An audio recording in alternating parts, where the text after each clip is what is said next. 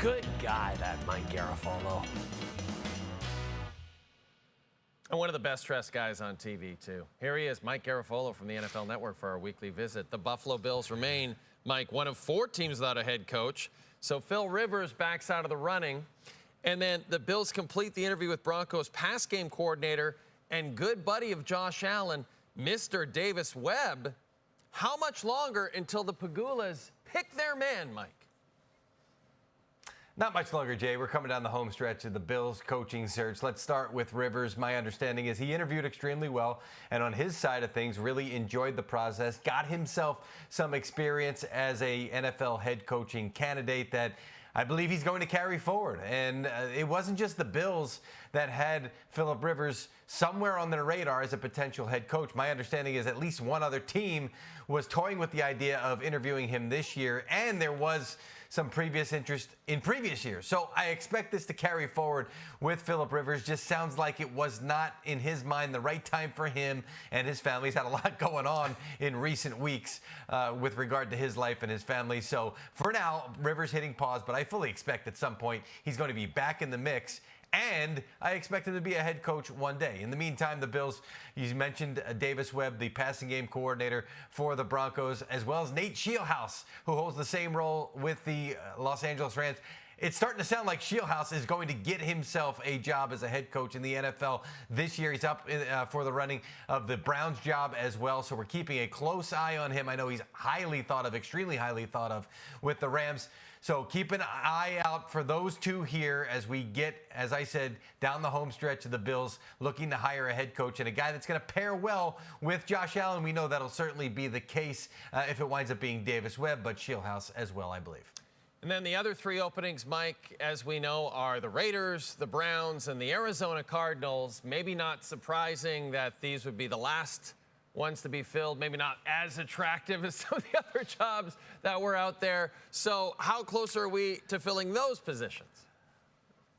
Out of the 3, I like the Raiders job. You've got the #1 overall pick, which we expect to be Fernando Mendoza now that he's declared for the draft. You've got Tom Brady, who has gotten better as a broadcaster, and you know he's going to get better as a minority owner as well, just like he got better as a quarterback in pretty much everything he's done in his entire life.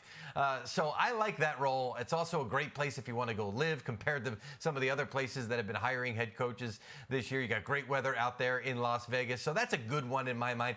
Davis Webb also in the mix in that one. If they don't land him, they could pivot, or they're going to have to pivot to a couple of other guys.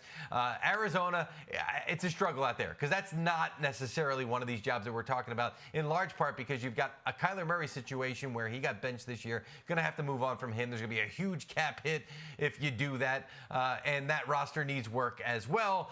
There's some talk in coaching circles about that franchise being on the cheaper side when it comes to paying not only the head coaches but the assistant coaches as well. So there's a lot about that Cardinals job that a lot of folks did not like. As for the Browns, I know Jim Schwartz has been in the mix the whole time. There's talk of Todd Monken, the Ravens offensive coordinator, who would then be the Giants OC under John Harbaugh, still being in the mix as well. Now, Grant Udinski, the Jaguars offensive coordinator, he pulled out of the search on Monday.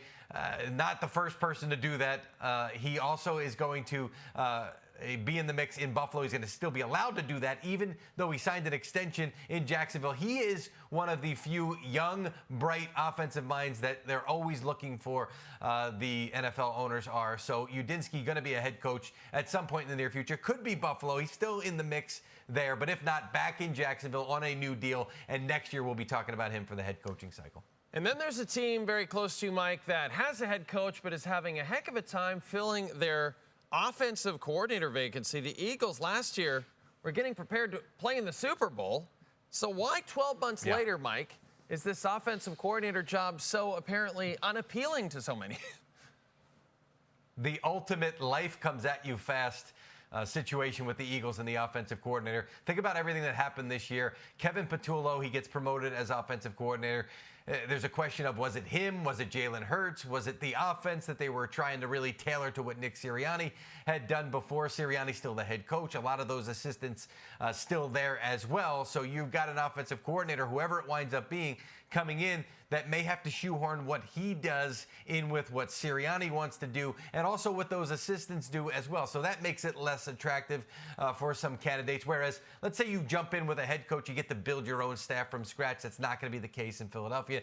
Think about everything that Patullo went through, all the public criticism that he received, his house egged, others showing up at his house as well. There was constant harassment at his house and of his family as well. That gets around the league. Everybody's saying, why do I want to have to deal with that? Now, there is a boom or bust element to it. If you go into Philadelphia and you win in the way that Kellen Moore did and you're successful offensively, boom, that's a springboard to be a head coach. If not, then you're potentially falling off the radar completely. Now, the Eagles have interviewed a lot of folks. A lot of them have said, nope, I'm going to go take a job elsewhere. Declan Doyle with the Chicago Bears, the latest to do that, even though he's still interviewing in Baltimore. So you're seeing the tea leaves, and you're reading them here, Jay. There's a lot of folks that don't want this gig. They're continuing to go through the process. There's even more names. It is amazing how difficult this has been for the Eagles to get an offensive coordinator. They'll get somebody eventually, but it's certainly not going to be one of their top 2, 3, 4, 5, 6, 7 I mean, they're deep into the list now. It's incredible. Finally, very quickly, Mike, who do you think is the all-time face of the Philadelphia Flyers franchise? I'd go Bernie Parent, I'd say. The late, great Bernie Parent. Bobby Clark as well. I mean, he'd be up there. It's nobody in recent years, as I'm staring down at them losing another game here, down 4-0 to the Islanders as we are recording this. What is up with this team? Started off so great. They're sucking wind lately. Yeah. Maybe I'm the face of the Flyers, Jay. This one right here. You know what? And that might be a better face of the franchise right there. Mike Garafolo from the NFL Network. Mike, thanks for this. We appreciate it. We'll chat with you next week as we get set for Super Bowl 60. Where can you see Super Bowl 60? There is only one place. It's right here on TSN, Sunday, February the 6th, 6:30 p.m. Eastern, 3:30 Pacific. The Seattle Seahawks, as of this moment, currently 4.5-point favorites in beautiful Santa Clara, California.